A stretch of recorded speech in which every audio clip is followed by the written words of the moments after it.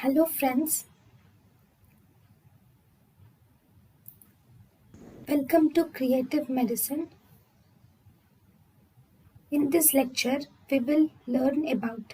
Hello friends, identify the instrument. So what does it have? See, this is a semicircular shaped incision with there are towel clips. There are towel clips are present at ends. Okay, and here there is a screw mechanism. This screw mechanism will help us to adjust this jaw, the size of this. So what is this? This is actually jolls thyroid retractor. This is jolls thyroid retractor. So what is it used? It is actually self-retaining because of this screw mechanism. It is self-retaining. So it is used to hold and retract the skin.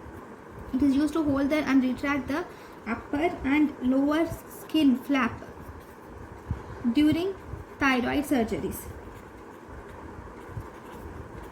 It is used to retract the skin upper and lower skin flap during thyroid surgeries. So this is about jolls thyroid retractor. Thank you. Thank you and thank you for watching.